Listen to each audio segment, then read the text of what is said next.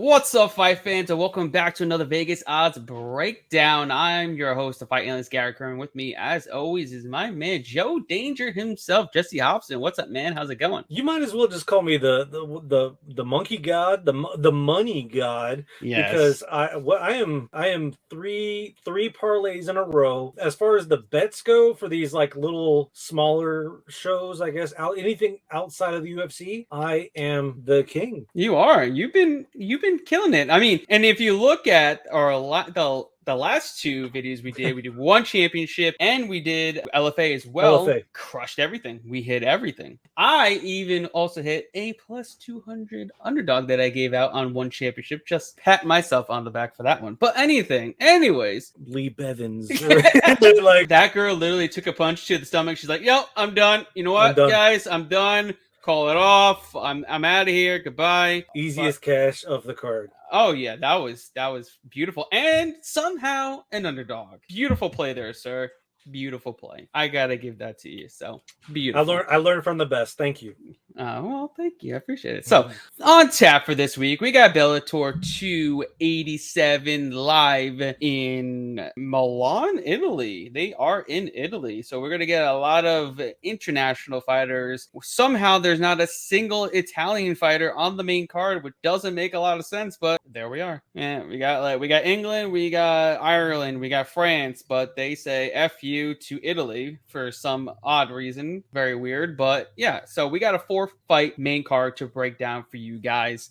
Our first fight up in the featherweight division between Justin Gonzalez and Andrew Fisher. Right now, the line is set at Justin Gonzalez minus 260 all the way up to minus 335. Come back on Fisher plus 210 all the way up to plus 237. Let me start by saying that this is not that great of a card. Definitely not. There's not really that many names per se, but I'm going to do my best for those that are watching. I almost want to bet against Gonzalez because of his pick here. You know, he is the better wrestler. He has fought the tougher opponents. He has an elevation cardio advantage, you know, being from Colorado.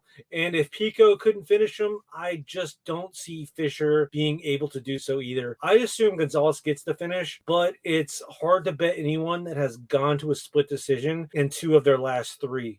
And that one that didn't go his way, he ended up losing.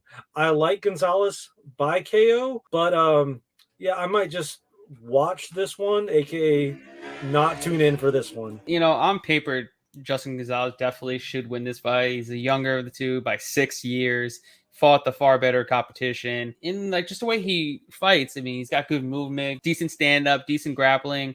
Fisher, not really great. He's got 8 losses of his 28 fights. Not good there. Yes, he's 4-0-1 in his last 5 fights, but no one at the level of Gonzalez here. Yeah. Am I going to go run to the sports book and bet Gonzalez at minus 300? No, but I think he's a decent parlay piece with probably the next 2 fighters that we're going to talk about. So let's keep the train rolling. But I got Gonzalez here getting the dub. Our next fight, we have a fight in the lightweight division between Sal Rogers and Tim Wild. Right now, Rogers massive favorite at minus 380 all the way up to minus 435. The comeback on Wild plus 285 all the way up to plus 310. Yeah, I think Rogers will get his 2nd straight win at lightweight. While Wild has the reach advantage, it's hard for me to side with anyone that looks like every other guy that could be sitting at a random bar in Boston. You know, don't get me wrong, those guys are typically decent fighters, but maybe not in a octagon or a ring or a cage. You know, Rogers has some issues when it comes to the ground and wrestling, but Wild isn't that type of guy to win a rear naked choke. I think Wild plays exactly into Rogers' skill set, and we get a stand-up affair from start to finish. Rogers will showcase here, and I like a one-sided decision win in favor of the Hangman. Absolutely. I mean, this is as showcase of a fight as there could possibly be for Bellator.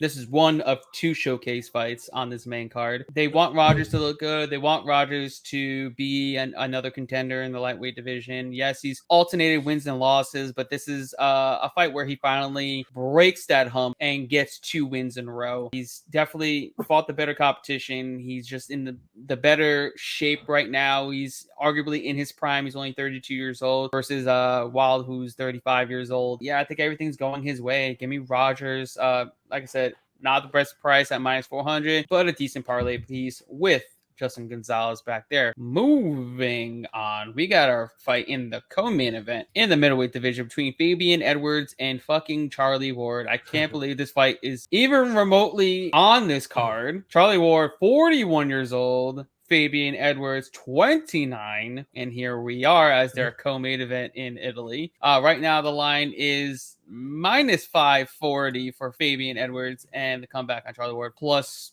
420. Who do you got? Yeah, part of the reason why I think that Ward is like known is, obviously he hangs out with McGregor, but it's that really shitty tattoo. Like, it's just like once you've seen it once, you're just like, yeah, that's weird. that's a mistake.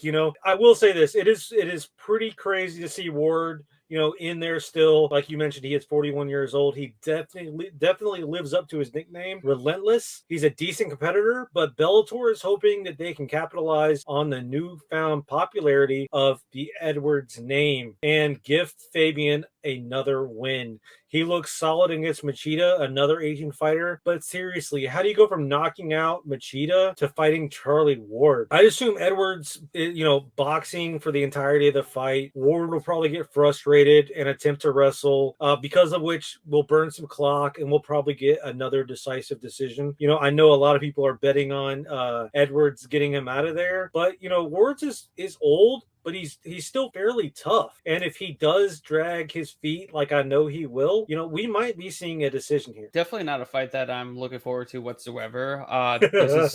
This is, like I said, another showcase fight. Fabian Edwards is just giving a gifted win here, and he should just run away with it. Charlie Ward, yes, he's coming off 3 straight wins, which is kind of crazy considering he's 41 years old. He's still not better than Fabian Edwards, and he probably will never, ever be. He's 12 years older than him. He's on his last legs. Fabian Edwards has shown he has the skills, not as much as his brother, Leon Edwards, but he's still got power in his hands. He's still got some plus wrestling and grappling. Give me Fabian Edwards here. This is a no-brainer. You never bet Charlie Ward against anybody that's remotely halfway decent. You only bet on Charlie Ward when he's facing guys literally that should probably be waiting some tables, but yeah, give me Fabian Edwards. And like I said, and you put those 3 together, right? Those 3 showcase fights, and it's not going to be very lucrative, but I think you could at least plus 107. It's not terrible, but that's a winning strategy right there. I mean, yeah, just 1 unit, and then you have an extra unit going into the weekend. Why not? Right, exactly. Actually, well, going to the weekend, it's already the weekend. Oh, touche. Yeah, sorry. Let's hope this fight card's not on a tape delay. I really don't know if it is because it's in another country. We know how that works with Bellator. They tend to do tape delays because they're stupid like that, but I'm hoping it's not. But let's keep it moving. All right. Our main event is in the lightweight division between Adam Piccolotti and Mansour Barnaqui. I can't say it. Mansour. Okay, let's go with Mansour. Right now, the line is set at minus 150 for Mansour and Piccolotti plus 130. Who do you got? Yeah, I think you kind of touched on this at the top of the video, but this is a weird main event, and this is probably the last time we see either of these guys on a poster. In my opinion. I understand that Bellator wants to push what's his name? Benario? Is that it? Benaria? Sure, whatever you want to say. That's probably what we'll go with that. He's near the top 25, as far as lightweights on the roster, but they couldn't find a better name than Piccolotti. Granted, we are in Italy, and the name Piccolotti, sounds like an Olive Garden special of the day, but the dude is from Half Moon Bay, California. If they're wanting to push Barnaqui, give the guy a name. Give him someone that I know who they are instead of a soup and salad combo. Come on. Oh, by the way, I'm taking Manure Barnaqui by submission. Manure. Oh, Mansour. Mansour. All right. Yeah, this is an odd, main event. Piccolotti trains out of AKA with Islam Makhachev and that whole team over there, who Mansour has fought against back in the day at I think it was M1 Global, I believe they fought at. And that was a really good fight. He gave Islam a really tough fight. The thing is, Mansour hasn't fought in 3 years, but granted, he's still 30 years old. He's still pretty young in his fighting career. He's even got more fights than Piccolotti. I think he's fought the better competition than Piccolotti. I think he's beaten the better competition than Piccolotti. I think he's going to be able to stuff majority of the takedowns like he did against Islam. He was able to really get back to his feet. But Islam, he's rinse and repeat. He's just tenacious. It's hard for him. It's hard to get him off of you. It's hard to really stop his relentless takedowns. And that was unfortunately the deciding factor there. But I feel like he's going to be able to defend the takedowns against Piccolotti in this fight. Piccolotti is also 34 years old. He's also alternating wins and losses, and I expect him to get another L here. Mansour, he's tough. He's really good on the feet. He's super strong. And I expect him to defend the takedowns and keep it on the feet and just do his best work there. Yeah, this is the only fight that I could maybe see an upset happening. But that just really depends on if Mansour doesn't show up to the fight. But I mean, ultimately, I feel like we should get all 4 favorites come into play. Yeah, this is this is a Bellator juice card where you're gonna want to bet all the Bellator juice. Just sip on that juice and take all the dubs you can get and right to the bank. We're not trying to be fancy here. We're just gonna take what Bellator and the odds makers are giving us, and they're giving us these favorites to cash out on us.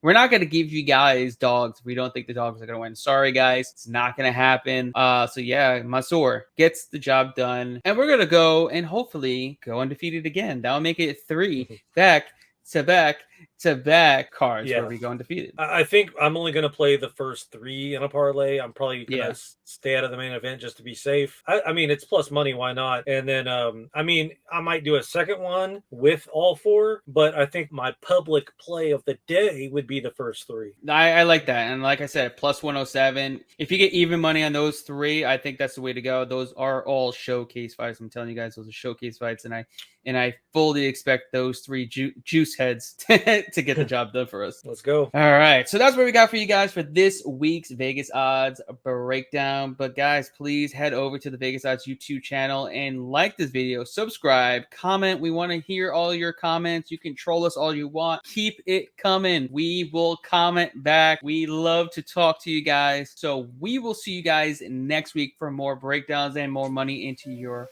pockets.